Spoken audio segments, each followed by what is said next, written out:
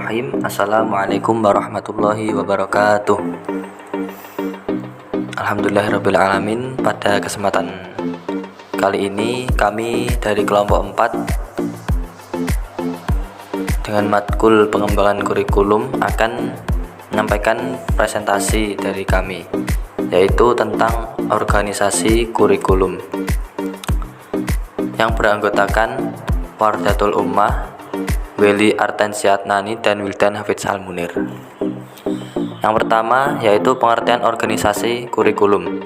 Pengertian dari organisasi kurikulum adalah susunan pengalaman dan pengetahuan baku yang harus disampaikan dan dilakukan peserta didik untuk menguasai kompetensi yang telah ditetapkan. Atau bisa juga diartikan bahwa organisasi kurikulum adalah pola dan susunan komponen-komponen kurikulum yang diorganisasi menjadi mata pelajaran, program, lessons, topik, unit yang tujuannya untuk mempermudah siswa memahami apa yang diajarkan sehingga menguasai kompetensi yang telah ditetapkan. Organisasi kurikulum merupakan struktur program kurikulum yang berupa kerangka umum pendidikan atau pembelajaran yang hendak disampaikan kepada peserta didik guna tercapainya tujuan pendidikan atau pembelajaran yang ditetapkan. Selanjutnya adalah dimensi organisasi kurikulum. Organisasi kurikulum mempunyai dua dimensi pokok, yaitu dimensi isi dan dimensi pengalaman belajar. Bagi pengembangan kurikulum, seringkali dua dimensi pengalaman belajar. Organisasi kurikulum yang bersifat logis umumnya lebih mengutamakan dimensi isi dan melihat fakta apa adanya.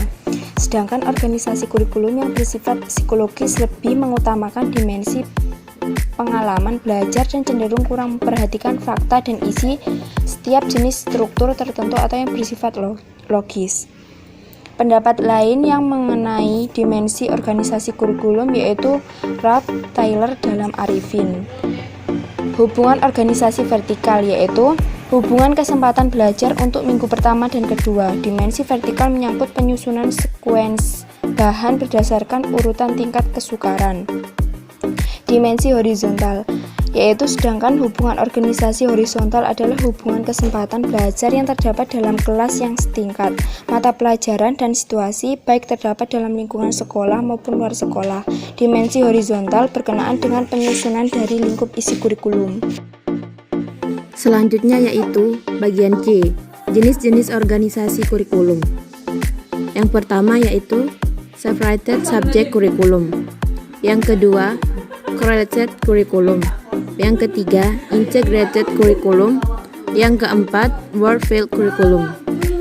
Yang pertama yaitu separated subject curriculum adalah kurikulum yang terdiri atas mata pelajaran yang terpisah-pisah, terlepas dan tidak mempunyai kaitan sama sekali, sehingga banyak jenis mata pelajaran menjadi sempit ruang lingkupnya. Yang kedua yaitu correlated curriculum adalah suatu bentuk kurikulum yang menunjukkan suatu hubungan antara satu mata pelajaran dengan pelajaran lainnya, tetapi tetap memperhatikan ciri atau karakteristik tiap bidang studi tersebut. Yang ketiga yaitu integrated curriculum adalah kurikulum yang menyajikan bahan pembelajaran secara unit dan keseluruhan tanpa mengadakan batas-batas antara satu mata pelajaran dengan yang lainnya. Yang keempat yaitu word field curriculum adalah usaha meningkatkan kurikulum dengan mengkombinasikan beberapa mata pelajaran, misalnya fisika, kimia, dan biologi. Kemudian bagian D yaitu faktor-faktor organisasi kurikulum. Yang pertama yaitu ruang lingkup atau scope. Yang kedua yaitu urutan bahan, sequence. Yang ketiga, kontinuitas. Yang keempat, keseimbangan. Dan yang terakhir, integrasi atau keterpaduan.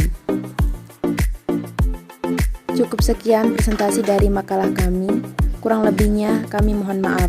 Wassalamualaikum warahmatullahi wabarakatuh.